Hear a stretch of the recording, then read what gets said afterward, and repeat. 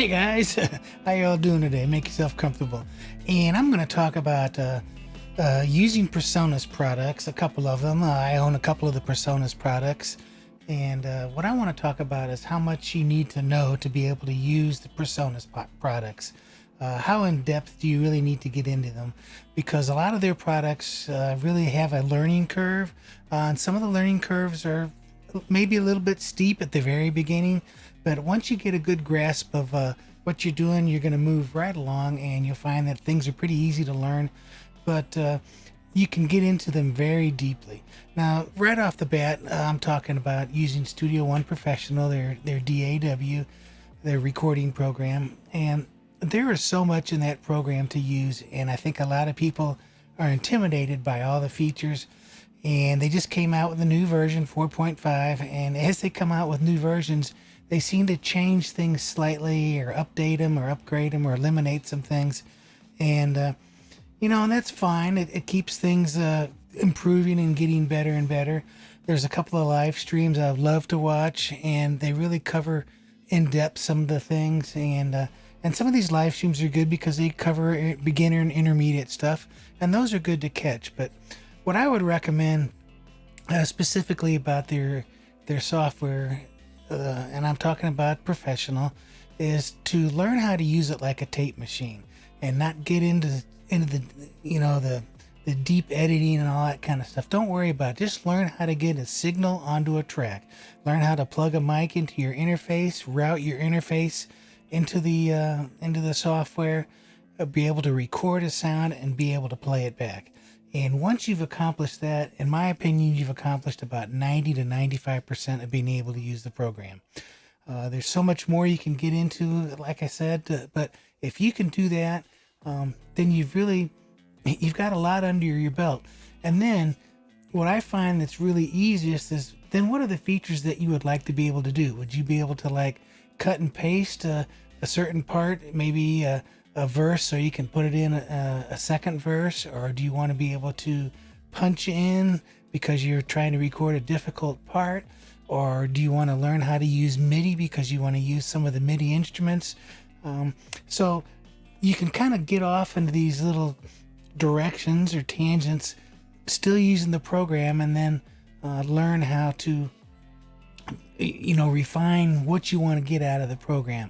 And I think you're always going to be recording something. You're going to be recording either a MIDI or an audio track. And I'm going to assume most of you home recordists, are going to be using a microphone and want to be able to get that into the program. So concentrate on that first, and then move on from there. And I think you'll find things are a lot easier. But don't be so intimidated. I can tell you the program is very in-depth, and there's plenty of features that I don't learn. And I haven't really gotten into. I don't get into loop editing so much and really some deep MIDI editing. I just know enough to do the basics that if I record some MIDI stuff and want to change a note, I can go ahead and do that. And then I move on. Okay, and then I learn the next topic. I've got this Faderport here, which you can probably see. And this is really a wonderful piece of hardware. And initially, there's a lot of things you can do with this, but initially you can just use it to control your volumes. And then it has a transport built on it right here. I don't know if you can see this transport. And if all you use it for is faders and a transport, that's fine. Then you can get into learning how to program your plugins with it, how to get into automation modes and that sort of thing. But just get the basic use of it, so now that you're using it, you'll be able to use it with the program. And that's a big hurdle. And actually, I find probably the biggest use that I get out of my Faderport is just using the silly transport. Just because it's right there. It's so handy. It's so easy to push this button rather than reaching over and grabbing a mouse. Another item I've got is this Atom controller. And these are just kind of fun things to use, and they're not necessarily needed in the studio. And the Atom, I probably know about 20% of the Atom right now, but I've learned how to hook it up. It also has transport controls on it. I've learned how to scroll up or down on octaves and the pads, and once you learn a couple little tricks, like the coloring of the keys means some stuff that can relate to a piano keyboard, and learn how you can just hit the pads and change the velocity on them as far as the sensitivity and on and on. But just learn how to use it, and then you can map out the different knobs on it for what you might want to use. But at any rate, I want to keep this kind of short, but I just want to kind of give a little pep talk that these items can be extremely knowledge intensive or whatever, and can require some serious studying. And there's a gazillion videos out there. Some people make some great videos. I attempt to make some videos as well.